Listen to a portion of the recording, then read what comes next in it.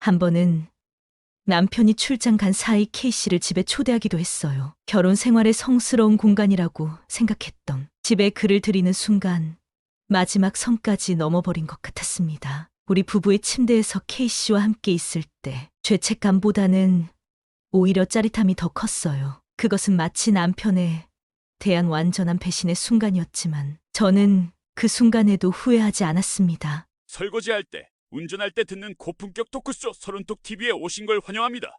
오늘 사연은 한 심리상담 사이트에 작성된 글로 상간남과 재혼한 한 여성의 이야기입니다. 왜 불륜을 시작했고 그 불륜 상대와의 재혼이 어떤 모습인지 알 수 있는 사연입니다. 이 사연을 읽으며 왜 불륜하는 인간들이 바보 같은 선택을 하는지 알 수 있는 사연이었는데요. 이 사연으로 그들의 생각 구조가 어떤지 알 수 있었습니다. 본격적인 영상 시작 전 구독과 좋아요 부탁드리고 바로 사연 시작하겠습니다. 오늘 재혼한 지 5년 만에 두 번째 이혼을 하고 왔습니다. 이런 글을 쓰는 게 분명히 사람들에게 비난을 받을 게 뻔하지만 그냥 쓰고 싶어서 글을 씁니다. 욕하셔도 상관없고 동정도 필요 없습니다. 아주 작은 바람이라면 저와 비슷한 길을 가고 있으신 분이라면 제 인생을 읽어보시고 한 번쯤 고민을 해보셨으면 좋겠네요. 그 사람을 만난 건 10년 전입니다. 제 인생은 그랬습니다. 중학생 아들과 초등학생 딸아이 둘을 키우는 일반적인 부부였었습니다. 좋게 말하면 평화롭고 나쁘게 말하면 멈춰있는 듯한 삶이었죠. 결혼 생활 15년 차 남편과의 관계는 언제부터인가 변해 있었습니다. 처음의 설렘은 점차 사라지고 일상이 단조로워졌어요. 신혼 때는 작은 일에도 깜짝 선물을 하거나 사소한 말 한마디에도 설렜는데 이제는 서로에게 익숙해진 탓인지 고마워, 사랑해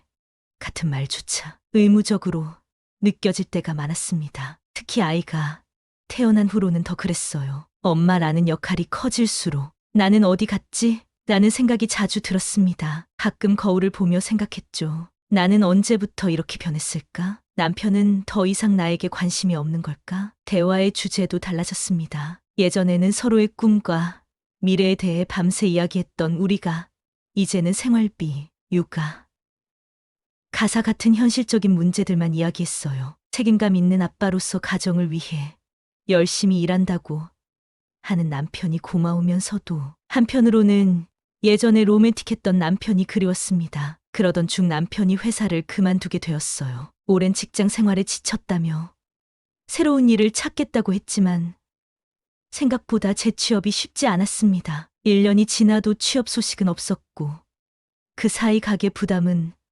온전히 제 어깨로 넘어왔습니다. 퇴근하면 TV만 보고 있는 남편을 볼 때마다 답답함이 밀려왔어요. 아침에 출근할 때도 밤에 돌아올 때도 소파에 앉아있는 모습이 똑같았거든요. 오늘은 어떤 회사에 지원했어? 라고 물으면 별로 없었어 라는 짧은 대답만 돌아왔습니다. 처음엔 이해하려 노력했지만 시간이 지날수록 서로에게 짜증을 내는 일이 잦아졌어요. 그는 제가 자신을 몰아붙인다고 느꼈고 저는 그가 충분히 노력하지 않는다고 생각했습니다. 그러던 어느 날 회사 회식 자리에서 우연히 상사 K씨와 같은 테이블에 앉게 되었습니다. 평소 직장에서 인정받는 능력자였던 그는 회식 자리에서도 부드러운 카리스마가 느껴졌어요. 술잔을 기울이며 나눈 대화 중에 재테크 이야기가 나왔습니다. 요즘 주식 시장이 불안정하지만 장기적으로 보면 투자할 만한 종목들이 있어요. 제가 몇 가지 추천해 드릴게요. 집에서 재정 문제로 고민하던 저에게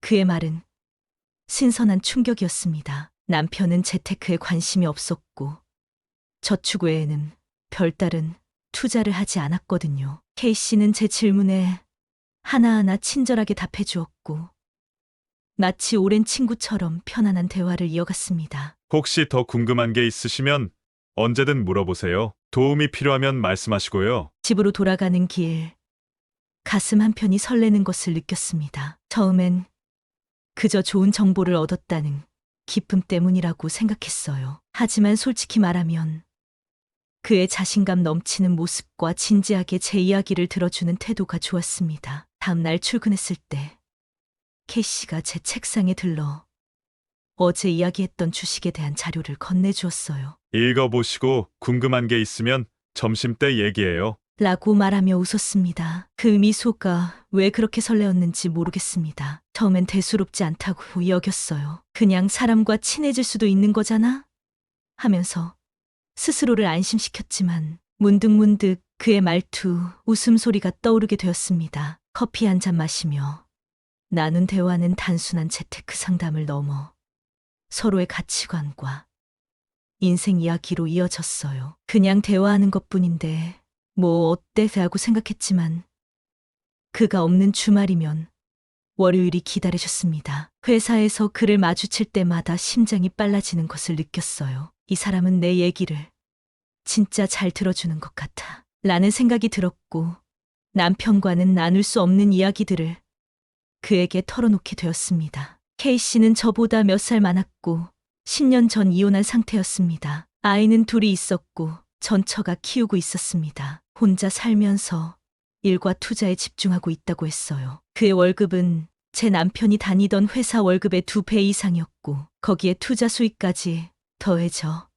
경제적으로 여유로워 보였습니다. 그때는 그게 존경스러웠네요. 점점 K씨와의 만남이 일상이 되어갔어요. 처음에는 점심시간에 가끔 만나는 정도였지만 어느새 퇴근 후에도 업무 얘기를 핑계로 함께 시간을 보내게 되었습니다. 그와 함께 있으면 제가 다시 젊어진 것 같았어요. 누군가에게 여자로서 인정받는 느낌, 대화가 통하는 상대를 만났다는 설렘, 그동안 결혼 생활에서 잊고 있었던 감정들이 되살아났습니다. 나도 아직 누군가에게 이렇게 설렐 수 있구나 라는 생각에 가슴이 뛰었습니다. 가끔 죄책감이 들기도 했어요. 아직은 육체적인 관계로 발전하지 않았지만 마음이 다른 곳에 있다는 것만으로도 배신이 아닐까 고민했습니다. 하지만 그 죄책감은 오래가지 않았어요. 남편이 취업 준비한다며 하루 종일 집에만 있고 저에게는 무관심한 동안 K씨는 제게 관심과 위로를 주었거든요. 집에 돌아가면 무기력하게 소파에 앉아있는 남편과 회사에서 활기차게 일하며 저를 인정해주는 K씨의 모습이 자꾸 대비되었습니다. 아마 그때 이미 저는 위험한 경계선을 넘어가고 있었던 것 같아요. 단순한 호기심과 가벼운 설렘이 점점 더 깊은 감정으로 변해가고 있었습니다. 지금 돌이켜보면 그때가 바로 모든 문제의 시작이었어요. 작은 결핍과 호기심이 제 인생을 완전히 뒤바꿔 놓게 될지 그때는 상상조차 못했습니다. K씨와의 대화는 점점 제 일상의 중요한 부분이 되어갔습니다. 처음에는 주식과 재테크에 관한 이야기였지만 어느새 서로의 취향, 좋아하는 음식, 여행하고 싶은 곳까지 대화의 폭이 넓어졌어요. 그러던 어느 날 K씨가 갑자기 저에게 제안을 했습니다. 이번 주 목요일 저녁에 제가 다니는 재테크 수업이 있는데 함께 들으실래요?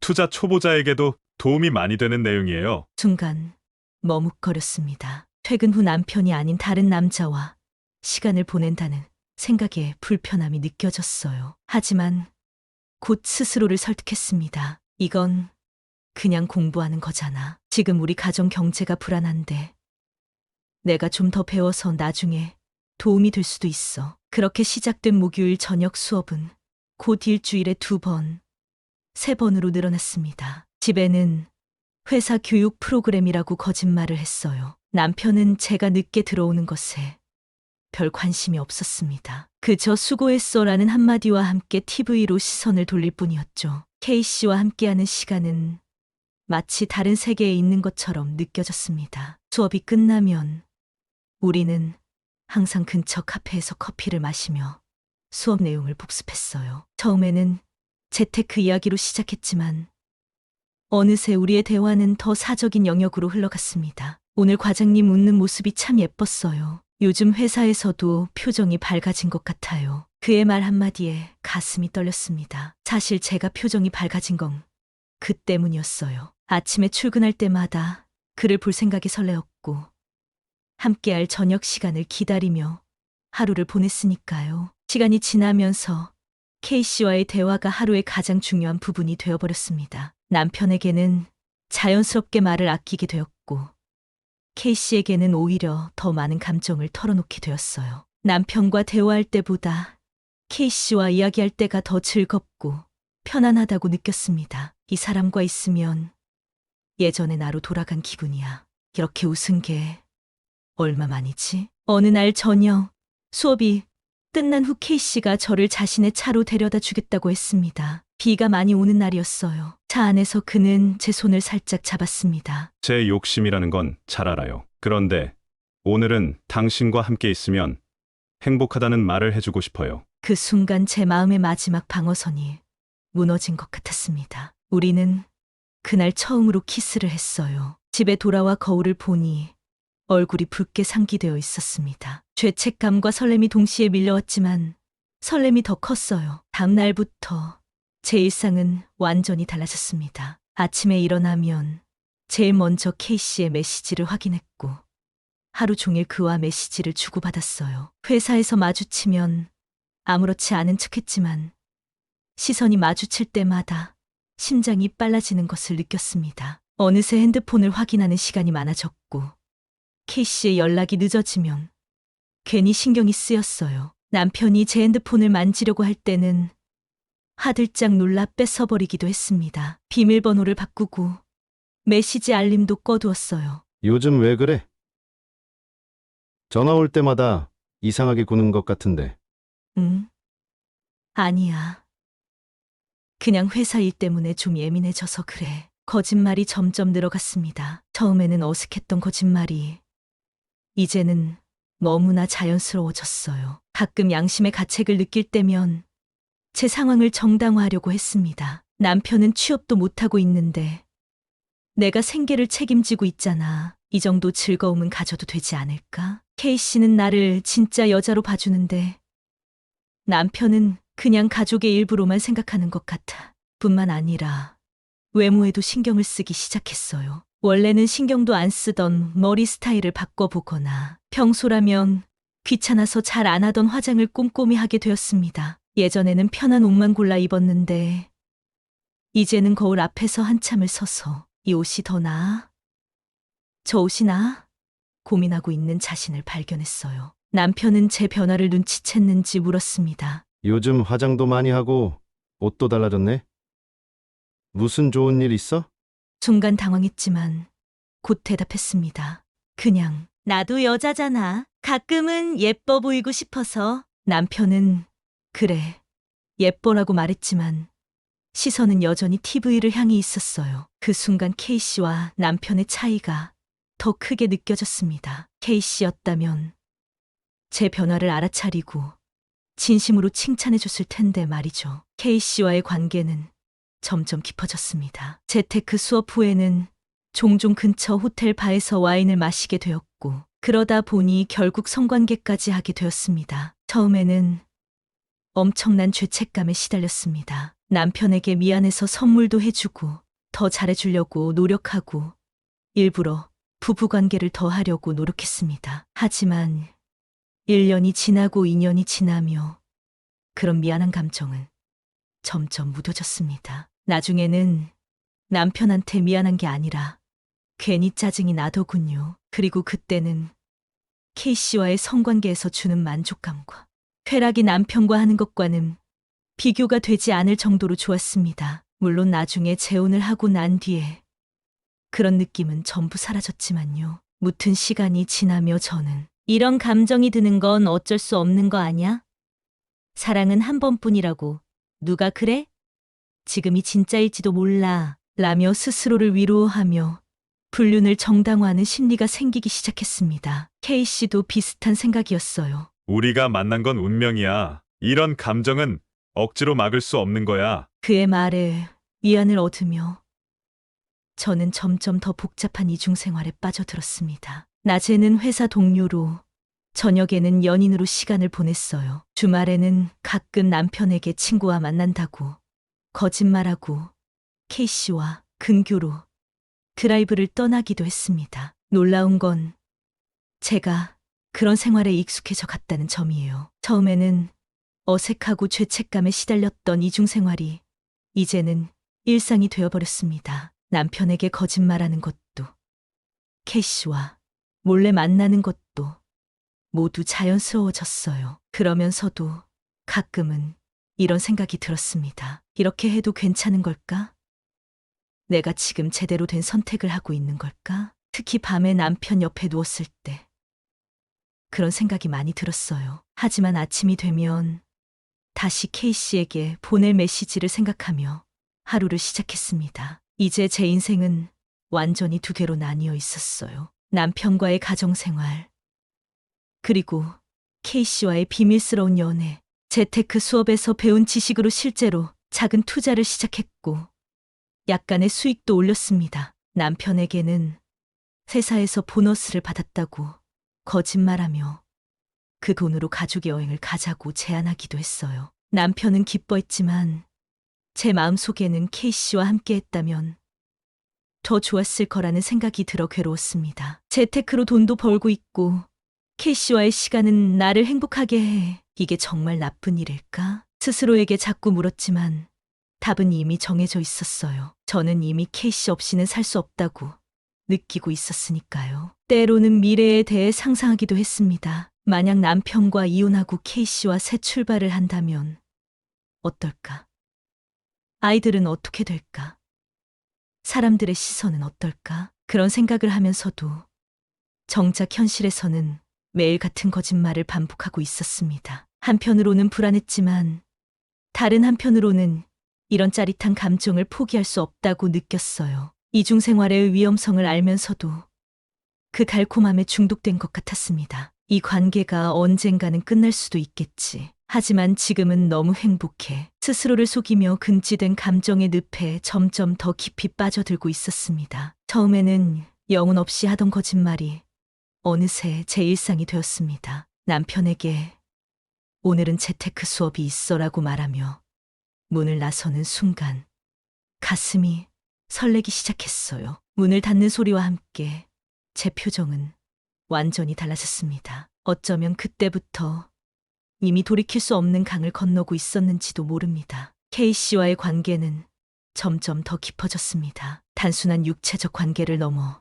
정서적으로도 완전히 의지하게 되었어요. 이제는 하루라도 그를 못 보면 견딜 수 없을 것 같았습니다. 이제 돌이킬 수 없어. 이 사람 없으면 못 살 것 같아. 자신에게 속삭이는 이 말이 얼마나 위험한지 알면서도 그 감정을 부정할 수 없었습니다. 이전에는 한 번도 느껴보지 못한 강렬한 중독성이 있었어요. 마치 약에 취한 것처럼 K씨의 존재는 제 생활의 중심이 되어버렸습니다. 어느 날 K씨가 회사 선후배들과 술자리가 있다고 했을 때 처음으로 질투심이 생겼어요. 혹시 다른 여자 직원들도 있지 않을까 하는 생각에 하루 종일 신경이 쓰였습니다. 결국 참지 못하고 물어봤죠. 오늘 술자리에 여자 동료들도 있어? 응. 몇 명 있어. 왜? 신경 쓰여? 솔직히 말하면 미치도록 신경 쓰였지만 그런 모습을 보이고 싶지 않았어요. 제가 남편이 있는 유부녀라는 사실이 항상 머릿속에 있었으니까요. 억지로 쿨한 척 말했습니다. 아니, 그냥 물어본 거야. 재미있게 놀다 와. K씨는 의외로 기뻐했어요. 당신은 나를 믿어줘서 정말 좋은 것 같아. 다른 여자들은 이런 상황에서 난리를 피우곤 하는데 그 말에 어쩐지 자존심이 상했지만 동시에 그의 마음에 들기 위해 쿨한 여자인 척 연기를 해야 한다는 생각이 들었습니다. 사실 제 남자가 다른 여자와 함께 있는 걸 절대로 허락하지 않는 성격이었는데도 말이죠. 그리고 솔직히 저도 불륜 중인데 그를 붙잡으려는 건 모순된 행동처럼 느껴졌어요. 나도 불륜 중인데 다른 여자를 못 만나게 하는 건 좀 우스워 보이겠지? 그렇게 스스로를 납득시키며 속으로는 불안해하면서도 겉으로는 아무렇지 않은 척했습니다. 사실 그날 밤 집에 돌아와 이불을 뒤집어 쓰고 눈물을 흘렸어요. 그가 다른 여자와 웃고 떠드는 모습을 상상하니 가슴이 찢어질 것 같았으니까요. 하지만 다음 날 아침 그에게 그런 내색은 전혀 하지 않았습니다. 우리의 관계는 점점 더 은밀해졌어요. 특히 성관계에 있어서도 변화가 생겼습니다. K씨는 남편과는 해본 적 없는 것들을 제안했습니다. 무슨 야동에 나올 만한 것들을 많이도 했네요. 성관계 동영상 촬영, SM, 간호사 복장, 온갖 성인기구를 쓰기도 했고요. 하지만 사실 예전에는 변태 같다며 절대 하지 않았을 일들이라 잠시 당황스럽고 거부감이 들었지만 그런 그의 제안을 받아들일 때 그가 해주는 반응이 너무 좋았습니다. 그리고 어느 것들은 저도 큰 쾌감을 느꼈고요. 남편한테는 이런 거 해본 적 있어? 아니, 그런 적 없어. 그럼 나만의 특별한 추억이 되는 거네. 그의 말에 묘한 우월감마저 느꼈어요. 남편에게는 못할 말들을 이 사람에게는 해도 된다는 해방감이 있었으니까요. 그건 마치 금지된 과일을 맛보는 것 같은 쾌감이었습니다. 결혼 생활에서는 느끼지 못했던 자유로움이었어요. 시간이 지날수록 K씨에 대한 집착은 더 강해졌습니다. 그가 연락을 조금만 늦게 해도 초조해졌고 답장이 오지 않으면 괜히 짜증이 났어요. 휴대폰을 수시로 확인하는 습관이 생겼고 그의 메시지가 있으면 심장이 두근거렸습니다. 회사에서도 그를 볼 때마다 심장이 뛰었어요. 다른 사람들 앞에서는 평범한 동료처럼 행동해야 했지만 가끔 눈빛만으로 대화를 나누곤 했습니다. 그런 비밀스러운 교감이 더 짜릿하게 느껴졌어요. 반면 남편과의 관계는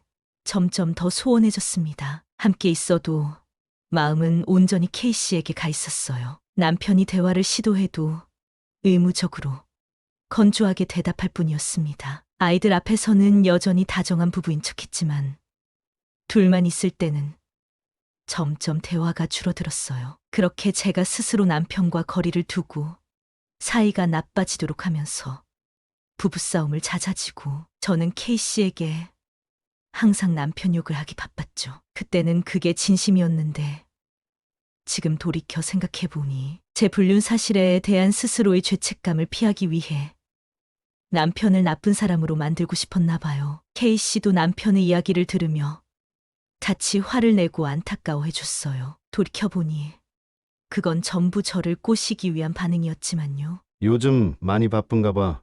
항상 피곤해 보여. 회사 일이 좀 많아서 남편의 걱정에도 거짓말로 대답하는 제 모습에 가끔은 스스로가 낯설게 느껴졌습니다. 하지만 이제 남편과의 시간은 K씨를 만나기 위해 견뎌야 하는 시간처럼 여겨졌어요. 점점 두 사람만의 공간에서 벗어나고 싶어졌습니다. 더 위험했던 것은 미래에 대한 상상이었습니다. 종종 남편과 이혼하고 K씨와 새 삶을 시작하면 어떨까 하는 생각이 들기 시작했어요. 그런 상상을 할 때면 가슴이 뛰었습니다. 하지만 현실적인 문제들도 있었죠. 아이들은 어떻게 할 것인지, 주변 사람들의 시선은 어떨지 그런 걱정들이 밀려왔어요. 그럴 때마다 K씨에게 물었습니다. 우리 이대로 계속 만날 수 있을까? 걱정 마. 우리 관계는 특별해. 앞으로도 계속 이렇게 만날 수 있어. 그의 대답은 항상 모호했지만 제게는 그것만으로도 충분했습니다. 지금 이 순간의 행복에 취해 있었으니까요. 이 관계가 위험하다는 걸 알면서도 멈추기가 힘들었습니다. 남편과의 관계가 얼마나 무미건조한지, K씨가 얼마나 저를 이해해 주는지를 비교하면서 점점 더 이 관계에 깊이 빠져들었어요. 남편이 무심코 한 말에 상처받을 때면 K씨에게 위로를 받았습니다. 그는 항상 제 편이었고 제 감정을 이해해 주는 것 같았어요. 당신 남편은 정말 당신의 가치를 모르는 것 같아. 내가 당신 남편이었다면 절대 그런 말 안 했을 거야. 그의 말에 위안을 얻으면서도 한편으로는 제가 남편을 배신하고 있다는 사실에 죄책감이 들었습니다. 하지만 그 죄책감은 K씨를 만나는 순간 사라져 버렸어요. 그와 함께 있으면 모든 걱정과 불안이 잊혀졌으니까요. 시간이 흐를수록 우리의 만남은 더 빈번해졌습니다. 이제는 주말에도 가끔 만났어요. 아이들 학원 핑계를 대거나 친구와의 약속이라고 거짓말하고 나가 그를 만났습니다. 가끔은 직장 동료들의 눈치가 보였지만 우리는 조심했어요. 적어도 그렇게 생각했습니다. 한 번은 회사 후배가 우리를 함께 본 것 같다며 넌지시 물어보았어요. 당신 회사 부장이랑 많이 친하신가 봐? 순간 가슴이 철렁 내려앉았지만 애써 태연하게 대답했습니다. 아, 그냥 업무적으로 조언을 많이 받고 있어요. 재테크에 관심이 있어서. 그 후로 더 조심하게 되었지만 이미 우리의 관계는 중독성이 너무 강해서 헤어질 생각은 들지 않았어요. 오히려 더 은밀하게, 더 비밀스럽게 만남을 이어갔습니다. 어느 날, K씨가 출장을 간다고 했을 때, 제 반응은 스스로도 놀랄 정도였어요. 일주일 동안 그를 못 본다는 생각에 무너질 것 같았습니다. 마치 약을 갑자기 끊은 사람처럼 불안하고 초조했어요. 일주일만 참으면 돼. 금방 돌아올 거야. 스스로에게 말했지만 그 일주일은 정말 지옥 같았습니다. 집에 있는 시간이 너무 길게 느껴졌고 남편과 아이들과 함께 있어도 마음은 계속 K씨에게 가 있었어요. 그가 보내주는 간간히 오는 메시지만으로 하루를 버티며 살았습니다. K씨가 출장에서 돌아온 날, 우리는 오랜만에 낯난 연인처럼 서로를 갈구했어요. 그때 깨달았습니다. 나는 이 사람 없이는 정말 살 수 없을지도 모른다. 그 생각은 두렵기도 했지만 한편으로는 강렬한 감정에 취해 있었어요. 이것이 진짜 사랑이라고 믿고 싶었습니다. 결혼 생활에서 느껴보지 못했던 강렬한 감정이었으니까요. 시간이 지날수록 제 행동은 더 대담해졌습니다. 한 번은 남편이 출장 간 사이 K씨를 집에 초대하기도 했어요. 결혼 생활의 성스러운 공간이라고 생각했던 집에 그를 들이는 순간 마지막 선까지 넘어버린 것 같았습니다. 우리 부부의 침대에서 K씨와 함께 있을 때 죄책감보다는 오히려 짜릿함이 더 컸어요. 그것은 마치 남편에 대한 완전한 배신의 순간이었지만 저는 그 순간에도 후회하지 않았습니다. 이제 완전히 내 것이 된 것 같아. K씨의 말에 기쁨을 느꼈지만 한편으로는 불안했어요. 나는 그의 것이 되었는데 그는 정말 나의 것일까? 하는 의문이 들었거든요. 하지만 그런 생각은 금방 접어두었습니다. 지금 이 행복한 순간에 집중하고 싶었으니까요. 이제 저의 하루는 완전히 K씨를 중심으로 돌아갔습니다. 아침에 일어나 그에게 메시지를 보내는 것으로 시작해 밤에 그의 마지막 메시지를 확인하며 잠드는 것으로 끝났어요. 남편과 아이들은 그저 의무적으로 돌봐야 하는 존재가 되어버렸습니다. 제 인생에서 가장 중요한 순간들, 기쁜 일이 있을 때도 가장 먼저 K씨에게 연락했어요. 슬프거나 힘들 때도 마찬가지였습니다. 그는 제 삶의 중심이 되어버렸어요. 그렇게 몰입된 관계는 저를 완전히 다른 사람으로 바꿔놓았습니다. 이전에 저는 책임감 있는 어머니였고 성실한 아내였지만 이제는 오로지 K씨만을 위해 살아가는 것 같았어요. 그것이 얼마나 위험한 상태인지 알면서도 헤어나올 수 없었습니다. 중독이란 바로 이런 것이 아닐까요? 해로운 줄 알면서도 멈출 수 없는 것. 제 이성은 이건 잘못된 일이라고 소리쳤지만 감정은 이게 진짜 행복이라고 속삭였습니다. 그리고 저는 감정의 목소리에 귀를 기울였어요. 저와 K씨의 관계가 순탄하기만 했던 것은 아닙니다. 가끔씩 현실의 무게가 제 어깨를 짓누를 때면 죄책감에 시달렸어요. 특히 아이들이 엄마를 찾을 때 그 순수한 눈빛을 마주하는 것은 가슴이 찢어지는 듯한 고통이었습니다. 어느 날 큰아이의 생일에 K씨와의 약속 때문에 일찍 파티를 마무리하고 나가려는 제 모습을 보며 아이가 말했어요. 엄마, 오늘만큼은 나랑 더 있어줄 수 없어? 그 순간 저는 제가 무엇을 하고 있는지 깨달았습니다. 아이들의 소중한 순간까지 희생시키면서 이 관계를 계속하는 것이 과연 옳은 일인가 하는 생각이 들었어요. 그날 저녁 용기를 내어 K씨에게 전화했습니다. 미안해요. 우리 이제 그만해야 할 것 같아요. 이건 너무 잘못된 일이에요. 전화기 너머로 잠시 침묵이 흘렀습니다. 그리고 K씨의 차분한 목소리가 들려왔어요. 알겠어. 당신 마음이 그렇다면 존중할게. 그의 무심한 반응에 오히려 당황했습니다. 지금까지 그토록 열정적이던 사람이 이별 앞에서 이렇게 쉽게 물러서다니요. 한편으로는 서운했지만 다른 한편으로는 이것이 바로 현실이라는 생각이 들었어요. 제가 그에게 온전히 집중했던 것과 달리 그에게 저는 어쩌면 여러 관계 중 하나였을지도 모른다는 씁쓸한 깨달음이 찾아왔습니다. 하지만 같은 회사에서 사랑하는 남자를 계속 지켜보는 것은 예상보다 훨씬 고통스러운 일이었어요. 매일 아침 그를 마주치며 담담하게 인사를 나누는 것. 회의에서 그의 목소리를 듣는 것. 그가 다른 여자 직원과 웃으며 대화하는 모습을 보는 것. 모든 순간이 저를 갈기갈기 찢어놓았습니다. 특히 K씨가 신임 여직원과 친하게 지내는 모습을 볼 때면 질투심에 어쩔 줄 몰랐어요. 점심시간에 함께 식사하는 모습, 커피를 마시며 웃는 모습, 그런 광경을 볼 때마다 화가 치밀어 올랐지만 아무 말도 할 수 없었습니다. 저에게는 그럴 자격이 없었으니까요. K씨도 분명히 저를 의식하고 있었어요. 가끔 우리 시선이 마주칠 때면 그의 눈에서 무언가를 읽을 수 있었습니다. 그도 이별 후에 괴로워하고 있다는 것을 알 수 있었어요. 그렇게 2주가 지났을까? 그가 제 사무실로 찾아왔습니다. 오늘 저녁에 시간 있어?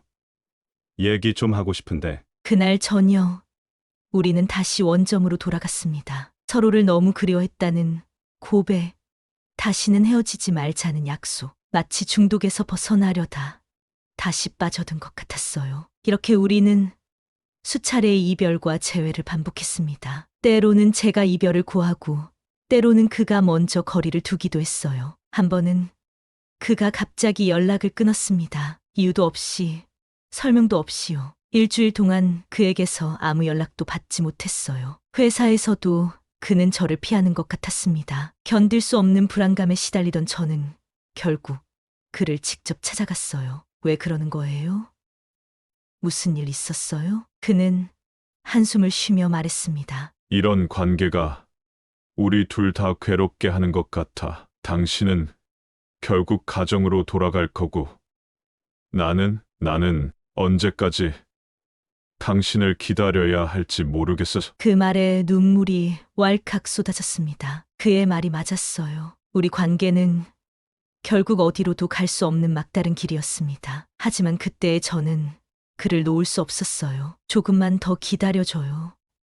내가 방법을 찾을게요. 그렇게 또다시 화해했지만 우리 사이에는 항상 불안감이 존재했습니다. 그 말에 저는 대답할 수 없었습니다. 가정을 버리는 것은 생각보다 쉬운 일이 아니었으니까요. 아이들을 생각하면 가슴이 미어졌고, 남편에게 이런 상처를 주는 것도 아무리 사이가 소원해졌다고 해도 쉽게 결정할 수 있는 문제가 아니었습니다. 갈등이 깊어질수록 우리의 관계는 더욱 공고해졌습니다. 그리고 역설적이게도 그럴수록 우리는 더 대담해졌어요. 마치 시간이 얼마 남지 않은 것처럼 가능한 많은 추억을 만들려고 했습니다. 어느 날 K씨가 갑자기 제안했어요. 이번 주말에 일본 여행 가는 거 어때?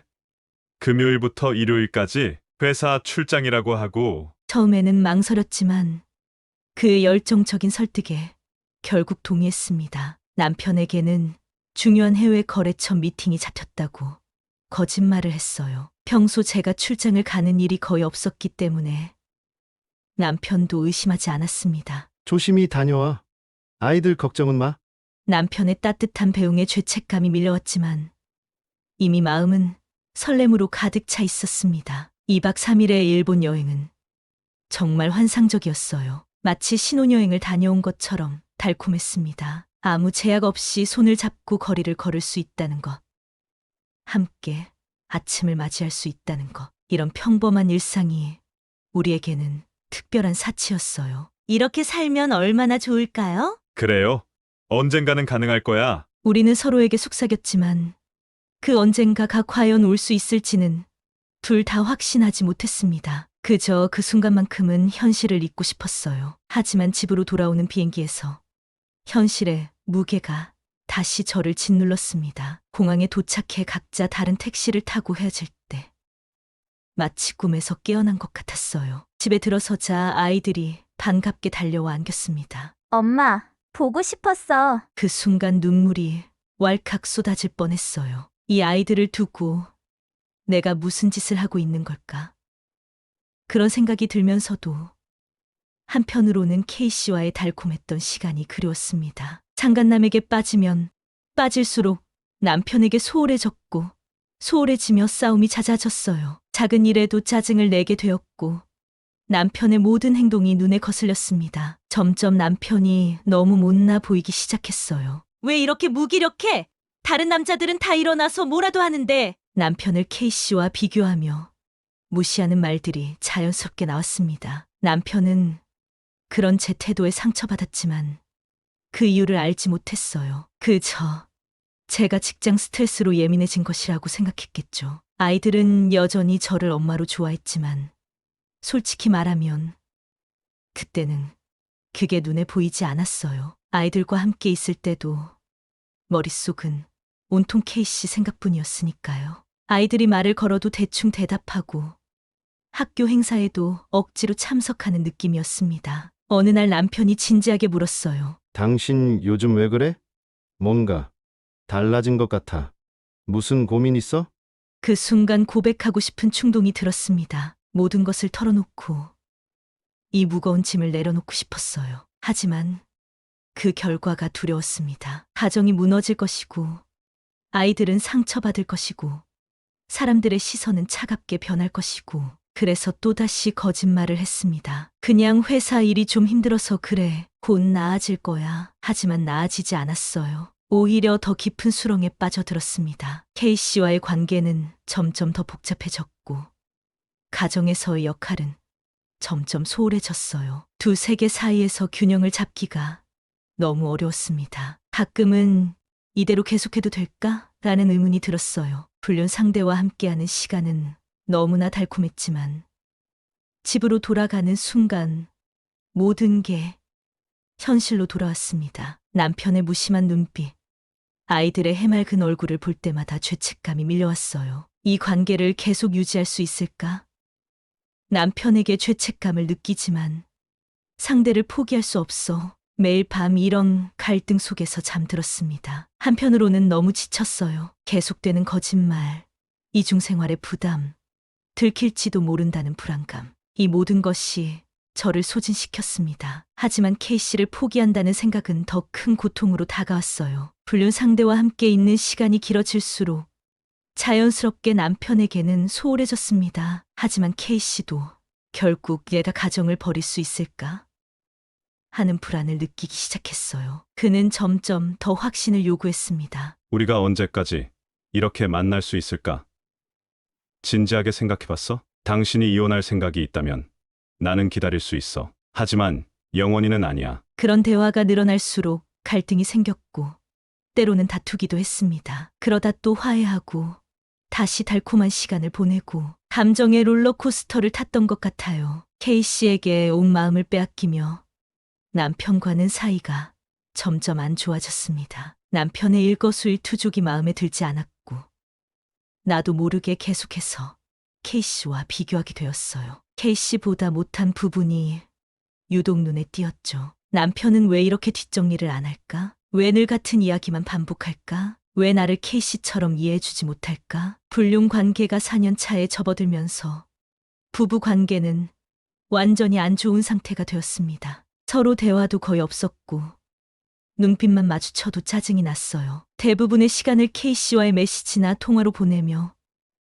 남편과는 필요한 대화만 나눴습니다. 그나마 아이들 앞에서는 평범한 부부인 척 연기했지만 둘만 있을 때는 냉랭한 침묵만이 흘렀죠. 그러던 중 그날이 왔습니다. 남편이 불륜 사실을 알게 된 듯했어요. 평소와 다름없이 회사 일이 있어서 라는 핑계로 K씨를 만났다 돌아왔을 때 남편은 거실에 앉아 저를 기다리고 있었습니다. 그의 표정이 평소와 달리 굳어 있었어요. 어디 갔다 왔어? 평소와 달리 날카로운 그의 목소리에 심장이 빠르게 뛰기 시작했습니다. 무슨 일이 있는 걸까? 혹시 알게 된 걸까?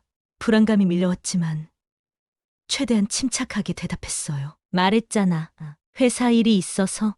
남편은 갑자기 휴대폰을 내밀었습니다. 화면에는 K씨와 제가 오늘 함께 있는 모습이 찍힌 사진이 있었어요. 식당에서 손을 잡고 대화하는 모습이었습니다. 순간 다리에 힘이 풀려 주저앉을 뻔했어요. 누가 찍은 거야? 그건 설마 들켰을 리가 없어. 그냥 오해일 거야. 아직 내가 통제할 수 있어. 머릿속에서 부정하는 생각이 빠르게 스쳐 지나갔습니다. 증거가 눈앞에 있는데도 불구하고 현실을 받아들이기 힘들었어요. 지인이 우연히 봤어. 처음엔 믿기 힘들어서 날 불러 직접 보여주더라고. 내가 얼마나 망신을 당했는지 알아? 그건 오해야. 그냥 회사 동료일 뿐이고 중요한 프로젝트 때문에 토론하던 중이었어. 무의식적으로 부정하는 말이 나왔지만 남편의 눈빛은 더 차가워졌습니다. 오해? 손잡고 있는 건 오해냐? 너희 둘이 얼마나 오래 이런 관계였는지 말해봐. 순간 머릿속이 하얗게 변했습니다. 남편이 많은 것을 알고 있다는 느낌이 들었어요. 공포와 불안이 밀려왔습니다. 이제 어떻게 해야 하지? 이혼해야 하나? 아이들은 어떻게 될까? 남편의 다음 말은 더 큰 충격을 주었습니다. 상간 소송을 제기할 거야. 내 불륜 상대도 대가를 치러야 해. 장간 소송이라고? 그 말에 온몸에 식은땀이 흘렀습니다. 장간 소송을 하게 되면 회사에 소문이 퍼질 테고, 그렇게 되면 K씨와 저는 회사를 그만둘 수밖에 없게 될 거예요. 직장도 잃고, 가정도 깨지고, 모든 것이 무너지는 것 같았습니다. 그날 밤, K씨에게 전화를 걸었습니다. 떨리는 목소리로 상황을 설명했어요. 남편이 우리 관계를 알아버렸어요. 상간 소송까지 이야기하고 있어요. 전화기 너머로 K씨의 놀란 목소리가 들렸습니다. 증거가 있어? 네, 오늘 우리가 만난 사진이요. 누가 찍어서 남편에게 보냈어요. K씨가 잠시 침묵한 후 말했습니다. 걱정하지 마. 내가 알아서 해결할게. 일단 남편 좀 달래고 있어. 상간 소송은 피해야 해. 그의 말에 조금 안심이 되었습니다. 적어도 그는 저를 떠나지 않을 거라는 확신이 들었으니까요. 어떻게 하면 좋을까요? 일단 모든 증거를 지워. 문자, 사진, 이메일, 남편이 더 찾아낼 수 있는 모든 걸 다 지워. 그리고 우리가 단순한 직장 동료라는 스토리를 일관되게 유지해야 해. 육체적 관계는 없었다고 주장하는 게 중요해. 그날부터 저는 남편을 설득하기 위한 다양한 전략을 시도했습니다. 첫 번째는 감정적인 호소였어요. 제발, 그러지 마. 내가 잘못했어. 정말 미안해. 하지만 소송은 우리 모두를 망치는 일이야. 남편 앞에서 무릎을 꿇고 울면서 애원했습니다. 아이들까지 불러와 가족의 소중함을 강조했어요. 아이들을 생각해줘. 이런 소송이 진행되면 아이들도 상처받을 거야. 사람들의 수군거림, 친구들의 놀림, 아이들에게 그런 상처를 주고 싶어? 감정적인 호소가 통했는지 남편은 잠시 생각에 잠겼습니다. 하지만 여전히 단호했어요. 상간 소송은 그 자식을 벌하기 위한 거야. 너와 이혼할지 말지는 아직 결정하지 않았어. 이제 두 번째 전략으로 넘어갔습니다. 불륜의 책임을 최소화하는 것이었어요. 사실 그 사람이 먼저 접근했어. 처음에는 재테크 조언을 해준다며 친절하게 다가왔는데 내가 거절하지 못했어. 너무 외로웠거든. 남편의 표정이 달라졌습니다. 분노가 K씨에게 더 집중되는 것 같았어요. 그래서 그 자식이 먼저 꼬드긴 거야? 처음에는 정말 친구 같았는데 점점 선을 넘기 시작했어. 내가 거절해도 계속 접근했고 나도 약해서 미안해. 이렇게 K씨에게 더 많은 책임을 돌리면서 남편의 분노가 저보다는 K씨에게 향하도록 유도했습니다. 물론 이건 거짓말이었지만 상간 소송을 막기 위해서는 어쩔 수 없었어요. 동시에 K씨와는 계속 비밀리에 연락을 주고받았습니다. 우리는 서로 다른 메시징 앱을 사용하고 일정 시간이 지나면 자동으로 메시지가 삭제되는 기능을 활용했어요. 또한 만약 경찰 조사가 있을 경우를 대비해 우리의 스토리를 맞추기도 했습니다. 당신이 나를 유혹했다고 말할 거예요. 불쾌했지만 직장에서의 관계 때문에 거절하기 어려웠다고요. 알겠어요. 저도 그냥 친구로만 생각했다고 주장할게요. 육체적인 관계는 없었고요. 이렇게 함께 대응 전략을 세우면서 한편으로는 남편을 계속 설득했습니다. 세 번째 전략은 상담을 제안하는 것이었어요. 우리 부부 상담을 받아보는 게 어떨까? 이런 위기를 함께 극복할 수 있는 방법을 찾아보자. 처음에는 남편이 거부했지만 계속해서 설득한 결과 마지못해 동의했습니다. 상담사 앞에서 저는 진심 어린 반성과 후회를 표현했어요. 물론 K씨와의 관계를 완전히 끝내지는 않았지만 남편을 안심시키는 것이 중요했으니까요. 상담 중에 남편의 감정이 조금씩 누그러지는 것을 느꼈습니다. 상담사는 소송이 가족 모두에게 더 큰 상처를 줄 수 있다는 점을 강조했고, 이것이 남편에게 영향을 미친 것 같았어요. 네 번째 전략은 증거 부족을 주장하는 것이었습니다. 저와 K씨는 모든 메시지와 사진을 삭제했고, 만남도 훨씬 더 조심스럽게 진행했어요. 그 사진 한 장으로는 법적으로 불륜을 증명하기 어려워. 단순히 직장 동료와 식사한 것뿐이잖아. 법률 상담을 받은 후 남편에게 이런 주장을 펼쳤습니다. 실제로 상간 소송에서 승리하려면 불륜의 명확한 증거가 필요하다는 사실을 알게 되었고, 이를 남편에게 설명했어요. 소송을 진행해도 이게 가능성이 낮아. 오히려 변호사 비용만 날리고 가족의 비밀이 세상에 드러나는 결과만 나을 거야. 남편은 점점 더 혼란스러워 보였습니다. 소송에 실익이 없다는 것을 깨닫기 시작한 것 같았어요. 그러는 동안에도 K씨와는 계속 연락을 유지했습니다. 우리는 더 조심스럽게, 더 비밀스럽게 만남을 이어갔어요. 서로 다른 장소에서 따로 차를 타고 이동하고 도시 외곽의 사람들이 잘 모르는 곳에서 만났습니다. 물론 이런 생활은 매우 스트레스가 컸지만 우리의 관계를 포기할 수는 없었어요. 한편 집에서는 완벽한 아내와 어머니 역할을 하려고 노력했습니다. 요리를 열심히 하고 집안일을 깔끔하게 처리하고 아이들에게 더 많은 시간을 할애했어요. 남편에게도 평소보다 더 관심을 보이려고 했습니다. 오늘 어땠어? 힘든 일 있었어? 주말에 가족 여행 가는 건 어때? 아이들이 좋아할 것 같아. 이렇게 가정에 충실한 모습을 보여주면서 남편의 마음을 누그러뜨리려고 했습니다. 시간이 지날수록 효과가 있는 것 같았어요. 남편은 점점 상간 소송에 대한 언급을 줄였고 가족 관계도 조금씩 회복되는 듯했습니다. 약 3개월이 지났을 때 남편이 마침내 말했습니다. 소송은 포기하기로 했어. 하지만 다시는 그 남자를 만나지 마. 만약 또 만나는 걸 알게 되면 그땐 정말 가만두지 않을 거야.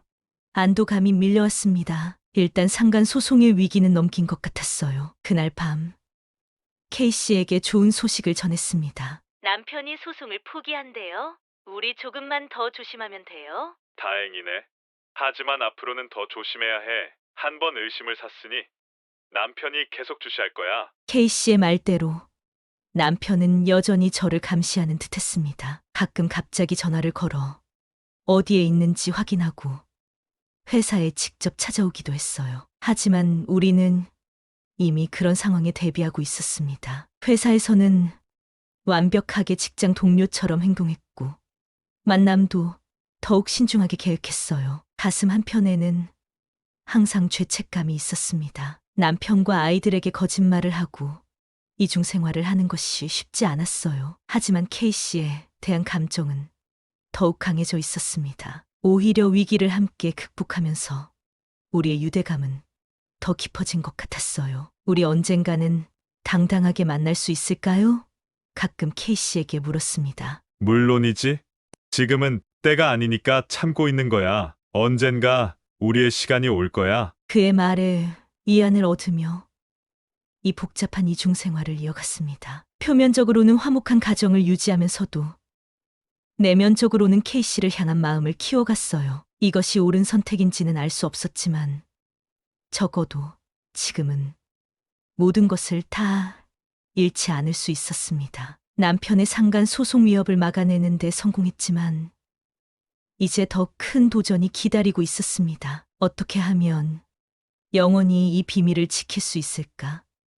언젠가는 모든 비밀이 드러날지도 모른다는 불안감이 항상 따라다녔지만 그것은 미래의 문제였습니다. 지금은 K씨와의 관계를 지키는 것이 가장 중요했으니까요. 시간이 지날수록 거짓말과 변명이 더 자연스러워졌습니다. 죄책감도 점점 무뎌졌어요. 이것이 저희 새로운 일상이 되었고 어쩌면 앞으로도 계속될지 모른다는 생각이 들었습니다. 하지만 그 대가가 무엇일지, 그리고 이 선택이 결국 저를 어디로 이끌지는 아직 알 수 없었어요. 회사에서 K씨와 눈빛만 교환해도 심장이 뛰었고, 몰래 만나는 짧은 시간들은 마치 다른 세계에 있는 것 같은 느낌을 주었습니다. 이런 짜릿함과 비밀스러운 설렘이 제 삶의 원동력이 되었어요. 가정에서는 완벽한 아내와 어머니 역할을,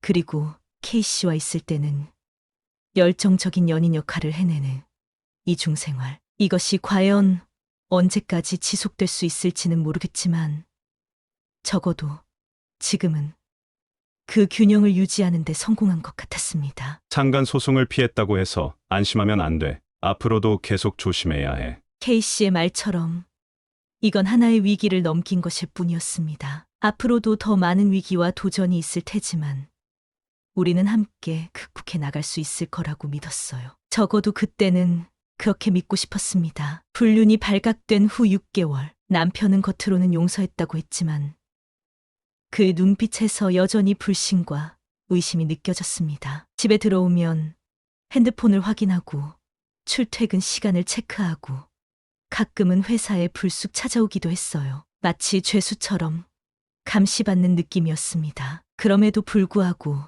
K씨와의 관계는 계속되었어요. 우리는 더 교묘하게, 더 조심스럽게 만남을 이어갔습니다. 회사 일 핑계로, 친구 만남 핑계로, 쇼핑 핑계로 온갖 거짓말을 동원해 시간을 만들었죠. 핸드폰은 이중 비밀번호를 설정하고 메시지는 자동 삭제되도록 해놓았어요. 극도로 조심했지만 한편으로는 이런 숨바꼭질이 주는 짜릿함도 있었습니다. 오늘 남편 회식 있대요. 만날 수 있어요?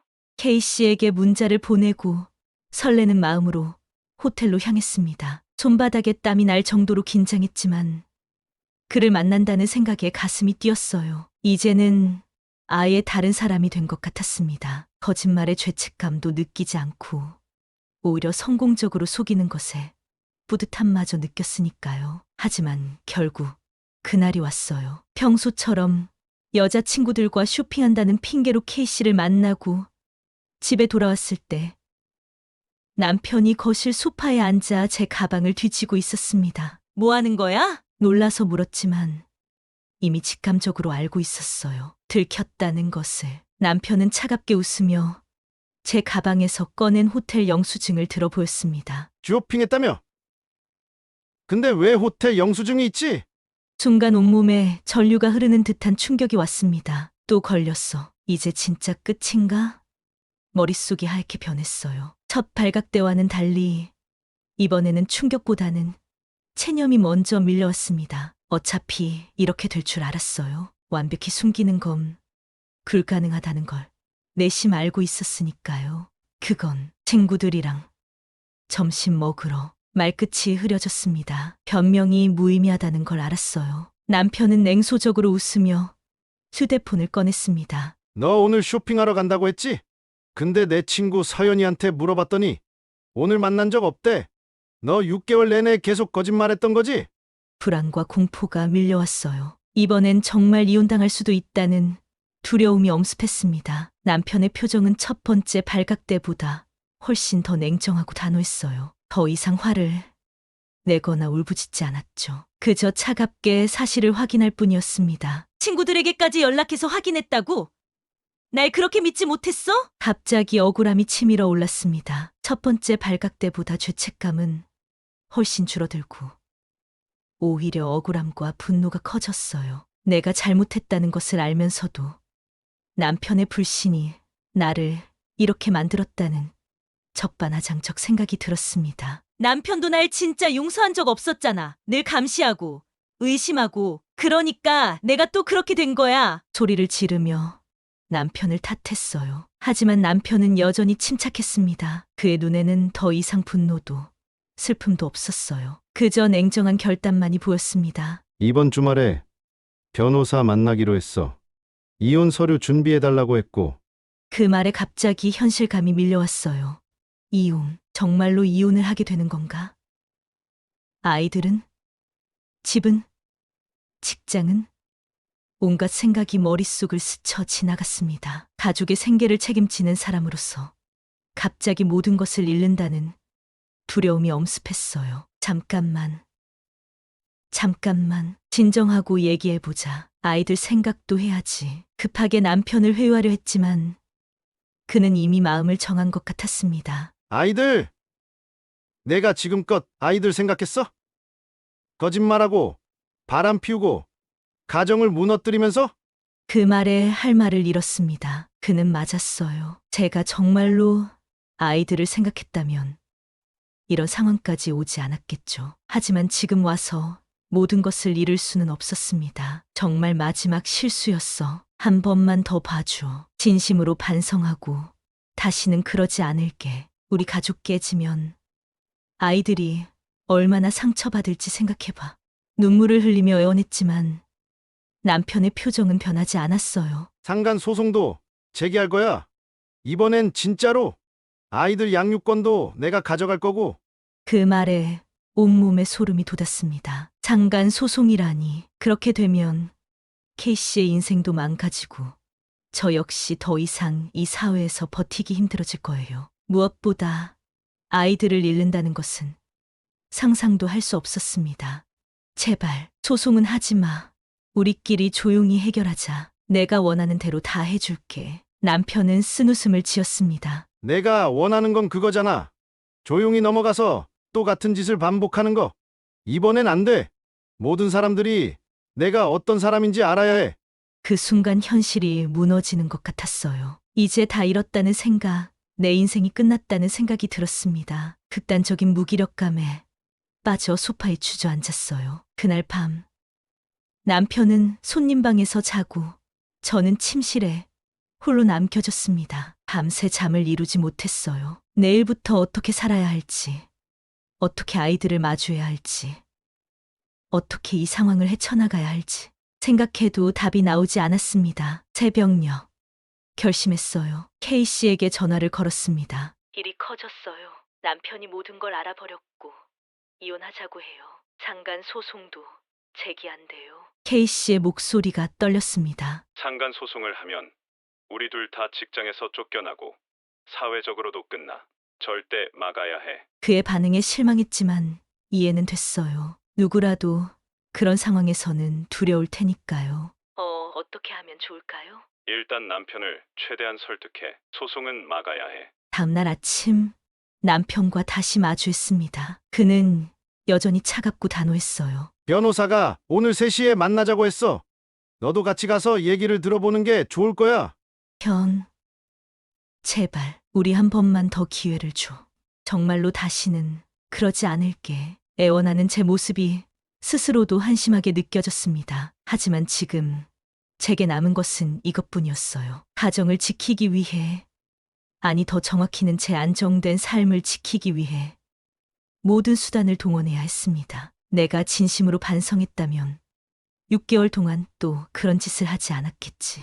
이제 와서 무슨 말을 해도 소용없어. 남편의 말은 냉정했지만 맞았어요. 제가 진정으로 가정을 생각했다면 첫 번째 기회를 소중히 여겼을 테니까요. 하지만 저는 그러지 않았습니다. K씨에 대한 감정, 그 짜릿한 만남이 주는 쾌감이 너무 강했어요. 그날 오후 변호사 사무실에서 이혼에 관한 구체적인 이야기를 들었습니다. 재산 분할, 위자료, 양육권, 모든 것이 제게 불리했어요. 무엇보다 상간 소송까지 진행되면 제 사회적 평판은 완전히 무너질 것이고 앞으로의 인생에도 큰 영향을 미칠 거라는 사실이 두려웠습니다. 사무실을 나오면서 문득 깨달았어요. 이제 돌이킬 수 없다는 것을. 남편과의 관계는 완전히 끝났고 이제 저에게 남은 선택지는 하나뿐이었습니다. K씨와 함께하는 것. 솔직히 말하면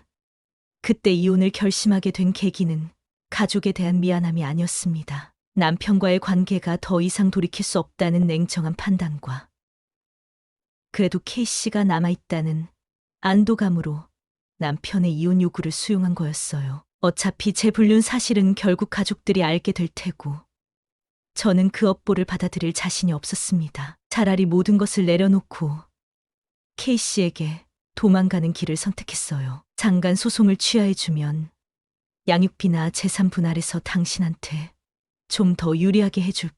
남편에게 말했습니다. 그는 잠시 고민하는 듯했어요. 정확하게 조건이 뭐야? 내가 양육권 주장을 포기하고 위자료도 2천만 원 더 줄게. 대신 소송은 취하해줘.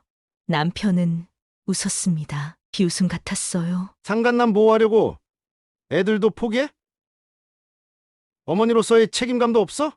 그 말에 가슴이 찢어지는 듯했지만 이미 결심은 굳혔습니다. 아이들을 진심으로 사랑했지만 지금의 상황에서 제가 아이들을 키우는 것은 그들에게도 좋지 않을 거라고 스스로를 설득했어요. 그리고 솔직히 말하면 K씨와의 새 출발을 위해서는 아이들이라는 짐이 없는 게 더 나았습니다. 난 그저 모두에게 최선이 무엇인지 생각하는 거야. 아이들은 당신이 더 잘 키울 수 있을 거고. 거짓말이었습니다. 제가 생각한 건 오직 저 자신뿐이었어요. 살아남기 위해, 더 편안한 삶을 위해 가장 소중해야 할 아이들까지 포기하려 했으니까요. 누가 그러더군요. 배신자는 제일 열심히 앞장설 수밖에 없다. 아니면 제일 먼저 죽을 테니까. 저는 살아남기 위해 모든 것을 버릴 준비가 되어 있었습니다. 남편은 결국 그 제안을 받아들였어요. 장간 소송을 취하하는 대신 저는 양육권을 포기하고 최소한의 위자료만 받기로 했습니다. 재산도 대부분 남편에게 넘어갔지만 적어도 K씨와 저는 사회적 망신을 피할 수 있었어요. 이혼 서류에 서명하는 순간 이상하게도 해방감이 느껴졌습니다. 더 이상 거짓말을 하지 않아도 되고 숨어 다니지 않아도 되고 이중생활의 부담에서 벗어날 수 있다는 생각이 들었어요. 물론 가족을 잃었다는 상실감도 있었지만 그보다는 새로운 시작에 대한 기대가 더 컸습니다. 나 이혼했어요. 이제 우리 함께 할 수 있어요. K씨에게 전화했을 때 그의 반응은 미온적이었어요. 그래요? 근데 회사에서 소문이 돌고 있어요. 우리 관계에 대해서요. 순간 가슴이 철렁 내려앉았습니다. 회사에서도 알게 되었다니 이제 정말 모든 것이 끝난 건가요?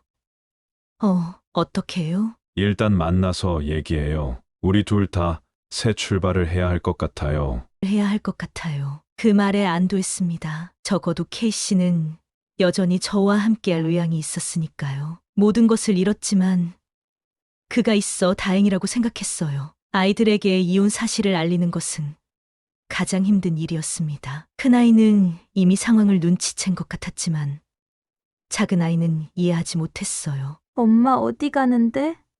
언제 다시 오는 거야? 그 물음에 대답할 말이 없었습니다. 어떻게 설명해야 할까요? 엄마가 다른 아저씨를 더 사랑해서라고요? 그저 남편의 도움을 받아 최대한 부드럽게 상황을 설명했지만 아이들의 눈에 비친 실망감은 가슴을 찢는 듯했어요. 짐을 싸면서 10년 넘게 함께한 집을 둘러보았습니다. 아이들이 태어나고 자란 곳, 많은 추억이 담긴 공간, 모든 것을 뒤로하고 떠나는 것이 맞는 결정일까요? 하지만 다른 선택지는 없었습니다. 이미 너무 많은 강을 건넜고 이제는 앞으로만 나아갈 수 있었어요. 오피스텔 월세 계약해놨어. 잠시 거기서 머무르고 있어. K씨의 제안에 고마웠지만 한편으로는 불안했습니다. 그의 작은 원룸에서 새 출발을 하는 것이 제가 꿈꾸던 미래였을까요? 하지만 선택의 여지가 없었어요. 이제 그가 제 유일한 의지처였으니까요. 집을 나서는 순간 뒤돌아보지 않으려 했습니다. 하지만 작은아이가 창가에 서서 손을 흔드는 모습이 눈에 들어왔어요. 눈물이 왈칵 쏟아질 뻔했지만 애써 참았습니다. 이제 돌이킬 수 없어요. 선택했고 그 대가는 제가 치러야 했습니다. 택시에 올라 K씨의 집 주소를 말하면서 문득 이런 생각이 들었어요. 과연 이 선택이 올바른 것일까? 그리고 앞으로 어떤 삶이 기다리고 있을까? 하지만 그런 고민은 이미 소용없었습니다. 이제 저에게는 K씨와의 새 출발만이 남아 있었으니까요. 살아남기 위해 제가 선택한 길이었습니다. 이혼 후 남편은 결코 물러서지 않았습니다. 장간 소송은 취하했지만 그는 우리의 불륜 증거를 회사 인사팀에 제출했어요. 법적으로는 개인 문제로 해고할 수 없었지만 모든 직원들의 따가운 시선과 끊임없는 수군거림 속에서 더 이상 회사에 남아있을 수 없었습니다. 결국 사직서를 제출했죠. K씨는 1년 정도 더 버텼지만 그도 결국 다른 회사로 이직했어요. 직장도 잃고 가정도 잃은 상황에서 K씨마저 떠날까봐 불안감이 엄습했습니다. 그가 제 유일한 의지처였으니까요. 그렇게 이혼 1년 만에 우리는 재혼했어요. 처음 1년은 정말 행복했습니다. 마치 운명의 상대를 만난 것 같았어요. 아이들에게는 미안했지만 소송 과정에서 남편에 대한 미안함은 사라졌고 오히려 그가 화내는 모습을 보면 속이 시원하기도 했습니다. 현실이 힘들어질수록 K씨에게 더욱 매달렸고 그는 그런 제 모습을 좋아했어요. 지금 돌이켜보면 K씨는 제가 가정을 버리고 자신을 선택했다는 사실에 우월감과 쾌감을 느꼈던 것 같아요. 성관계를 할 때마다 남편과 비교하며 가족들 버릴 정도로 내가 좋았어? 라고 물으며 대답을 강요했습니다. 그게 그를 흥분시키는 것 같아 대답해 주었지만 시간이 지나자 그런 질문도 사라졌어요. 행복했던 1년이 지나자 문제들이 드러나기 시작했습니다. 우선 K씨의 경제 상황이 생각보다 좋지 않았어요. 좋은 차와 수도권 아파트가 있어 경제적으로 여유롭다고 생각했는데 모두 대출이었죠. 전처와의 이혼으로 매달 150만 원의 양육비를 지급했고 중학생이 된 아이들 때문에 그 금액은 더 올라갔습니다. 중소기업이긴 하지만 그래도 직급이 부장급이라 수입이 나쁘지는 않았는데 대출 이자와 큰 씀씀이로 재정은 간당간당했어요. 불륜 시절에 받았던 비싼 선물들은 모두 신용카드로 구매한 것이었고 재혼 후에는 그런 선물을 한 번도 받지 못했습니다. 저도 매달 100만 원의 양육비를 지급해야 했고 이혼 과정에서 대부분의 재산과 위자료를 남편에게 주었기 때문에 여유가 없었어요. K씨의 씀씀이를 줄이자고 제안했더니 그는 제가 자신을 터치하지 않아서 좋아했다며 말싸움이 시작됐습니다. 예전 남편이었다면 같이 맞서 싸웠겠지만 K씨마저 떠나면 정말 아무것도 남지 않기에 그의 씀씀이에 간섭하지 않았어요. 그저 하루하루를 즐긴다는 마음으로 살았습니다. 빚을 내서 해외여행을 가고 새 차를 사고 K씨는 그런 사진들을 SNS에 올리며 과시했죠. 남들 눈에는 행복해 보였지만 속은 점점 골마가고 있었어요. 아이들 양육에 관해서도 갈등이 있었습니다. 매주 아이들을 만나러 가는 것에 K씨가 짜증을 내서 한 달에 한 번으로 줄였어요. 그 과정에서 전 남편과 갈등이 생겼고 시간이 흐를수록 아이들과는 더 소원해졌습니다. 첫째는 이혼 원인을 알게 되었는지 거리를 두었고 이는 서운했지만 화가 나진 않았어요. 정작 화가 났던 건 K씨가 자기 아이들을 대하는 모습이었습니다. 불륜 중에는 제가 아이들을 맡기면 잘했다고 칭찬했는데 자신의 아이는 전처가 맡기는 것을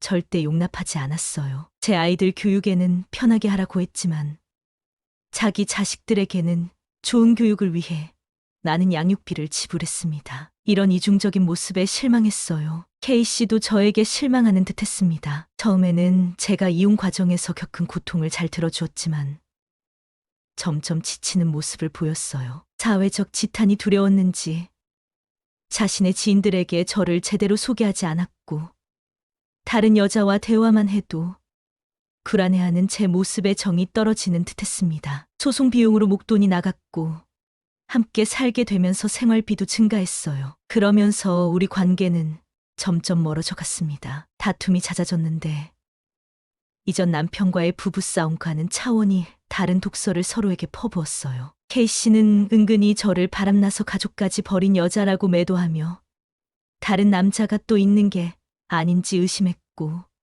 저 역시 그가 다른 여자를 만나는지 의심했습니다. 제가 했던 행동이 있어 직접 말은 못했지만 정말 무간지옥 같았어요. 재혼 3년 차부터는 말 그대로 쇼윈도 부부가 되었습니다. 대화는 줄어들고 몇 년 전 불타올랐던 불륜 시절은 기억조차 나지 않을 정도로 서로를 없는 사람처럼 대했어요. 문득 예전에 나눴던 대화가 생각났습니다. 우리 만난 지 4년인데 어쩜 이렇게 권태기도 없을까?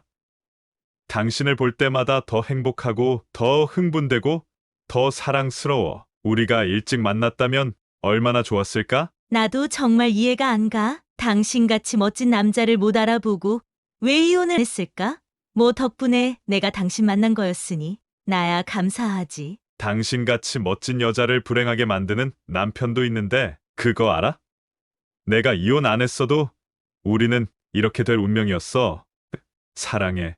4년 차쯤 서로에게 무관심한 외로움에 지칠 무렵 K씨가 다른 여자와 관계를 맺고 있다는 것을 알게 되었습니다. 하지만 이걸 캐낼 자신이 없었어요. 어차피 캐봐야 또 상처만 받을 테니까요. 결국 저도 가볍게 다른 남자들을 만나기 시작했습니다. 다시 남자들이 주는 관심과 사랑을 받으며 행복을 느끼기 시작했어요. 그러던 어느 날 K씨가 제 외도를 알게 되었습니다. 그는 미친 듯이 분노하며 말하더군요. 이 엑스레 같은 엑스, 내가 너 이 엑스랄 할 줄 알았다. 내가 눈깔이 삐었지.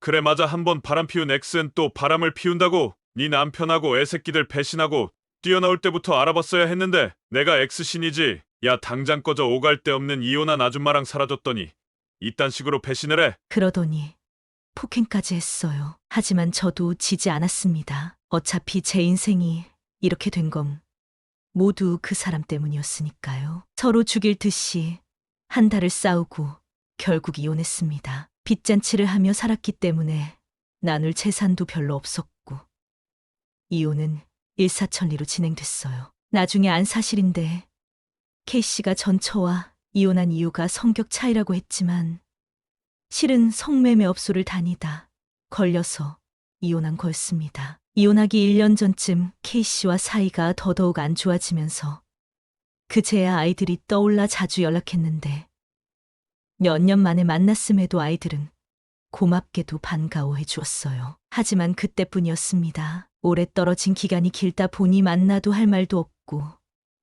어느 순간에는 내가 알던 아이들이 맞나?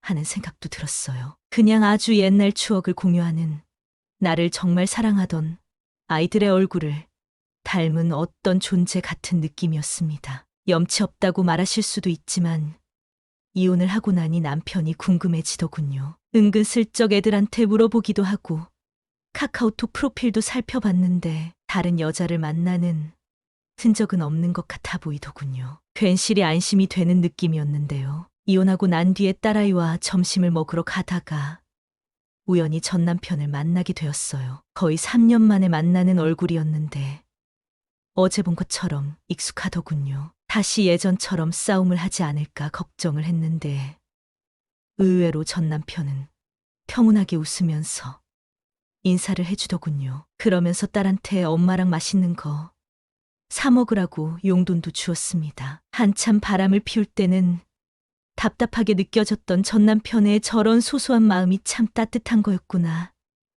나는 생각을 했습니다. 집에 돌아와 한동안 보지도 않았던 전 남편과의 옛사진들을 훑어보았어요. 느리지만 잘못된 길을 가지 않았던 사람. 표현은 자주 안 하지만 마음과 행동에서 따뜻함이 있던 사람. 내가 바람을 피워도 어떻게든 가정을 지키려고 했던 남자. 그때 깨달았어요. 전 남편이 저 같은 사람에게는 과분한 사람이었다는 걸요. 후회와 미련이 밀려오기 시작했어요. 결국 한참을 고민하다 다시 전 남편에게 아이들을 핑계로 연락을 했죠. 그렇게 남편과 전화를 하며 저희 제안으로 몇 번 점심 먹었습니다. 만나서 이야기를 할수록 기억이 나더군요. 내가 왜 이 남자를 사랑해서 결혼까지 했었는지. 항상 우울하고 불안에 시달렸던 저에게 평온함을 주는 저 웃음과 말투, 그리고 인내심. 말도 안 되는 잘못을 한 저에게 다시 웃으면서 이야기를 해주는 전 남편을 보며 부끄럽지만 다시 마음이 생겼습니다. 그때는 남편도 아직 나한테 미련이 남아있으니 같이 점심을 먹으러 나온 거겠지. 라는 생각도 있었죠. 그렇게 용기를 내어 저녁을 같이 먹자고 연락을 했는데요. 그날 남편이 이렇게 말을 하더군요. XX 엄마, 사실 나 사랑하는 여자가 있어. 벌써 만난 지 2년이 되었고, 나 많이 힘들어서 폐인처럼 지낼 때 옆에서 정말 도움을 많이 준 사람이야. 갑자기 이런 이야기를 하는 게 웃기긴 한데, 최근에 우리가 점심을 몇 번 먹고 애들 일 때문에 전화통화도 자주 하게 되었잖아. 당신이 오랜만에 연락 줬을 때 애들도 당신 많이 그리워했고, 당신도 최근 애들 상황을 알고 싶어 하는 것 같아서 대답을 해줬던 거야. 물론 당신이 저녁 먹자고 한 게 그런 뜻은 아니었을 것이고, 나도 당신하고 연락을 주고받은 게 다른 뜻이 있었던 건 아니야. 그런데 그 사람이 우리가 이렇게 연락을 주고받는 걸 알게 되면 괜히 불안해할 것 같아. 그래서 말인데, 앞으로 정말 필요한 일 아니면 연락을 좀 줄여야 할 것 같아. 전화보다는 문자로 부탁할게, 알겠지? 갑작스러운 남편의 속사포 같은 부탁에 아, 미안해. 그런 뜻이 아니었는데. 일단 알겠어. 앞으로 문자로 보낼게. 라며 전화를 끊었는데요. 쪽팔리지만 그날 많이 울었습니다. 괜시리 남편도 원망스러웠고요. 알아요. 제가 잘못해서 이렇게 된 건데, 이런 생각을 한다는 게 욕먹어야 하는 거. 그런데 그냥 마음이 그렇더라고요. 그러면서 많이 아쉬웠어요. 나도 저랬어야 했는데, 다른 이성과 둘이서 만나는 환경 자체를 만들지 말았어야 했는데, 다른 이성이 자꾸 약속을 만들려고 하면 그 이유가 무엇이든 간에 거절을 했어야 했는데, 그런 남자와 여자의 마음을 스스로 제어할 수 있다고 믿었던 과거의 제 자신이 한심하더군요. 그러면서 전 남편이 참 멋있는 사람이었구나 라는 생각을 했습니다. 자기가 사랑하는 여자가 불안해할까봐 연락을 하지 말라니 저게 진짜 배려구나라는 걸 배웠습니다. 남편이 만나고 있는 여성분 참 부럽네요. 쓰다 보니 이야기가 엉뚱하네요. 무튼 이게 제 2번째 이혼 이야기입니다. 쓰고 나니 후련하네요. 예전 어떤 사람이 그런 말을 했습니다. 불륜은 의외로 시뻘건 조명에 야한 속옷을 입은 모습이 아니라 겨울 끄트머리 살랑살랑 봄바람 같은 모습으로 다가온다고요. 그 말이 맞는 것 같습니다. 그때는 제 불륜이 운명의 사랑이라고 생각했는데, 돌이켜보니 그냥 서로의 본능에만 충실했던 관계였네요. 앞으로 저는 제 자신이 성숙해질 때까지 다른 남자는 안 만나려고 합니다. 이혼한 남자들 멀쩡한 인간도 거의 없고, 설령 멀쩡한 사람이 나타나도 제가 멀쩡하지 않은 걸요. 남은 시간은 제 행동에 대한 속죄와 늦었지만 아이들에 대한 관심과 사랑으로 살아가려고 합니다. 길고 긴 글 읽어주셔서 감사합니다. 오늘 영상은 여기까지입니다. 덤덤하게 자신의 잘못을 써내려갔지만 이 여성분은 알고 있을 것입니다. 그녀가 저지른 잘못의 대가가 이제 다가올 것이라는 걸요. 이제 서서히 혼자가 되어 고립이 되며 기댈 곳 없는 인생이 될 것입니다. 참 한심한 인생입니다. 다음 영상에도 더 흥미롭고 재미있는 영상으로 찾아뵙겠습니다. 마지막으로 구독과 좋아요 부탁드리고 지금까지 서른톡이었습니다. 감사합니다.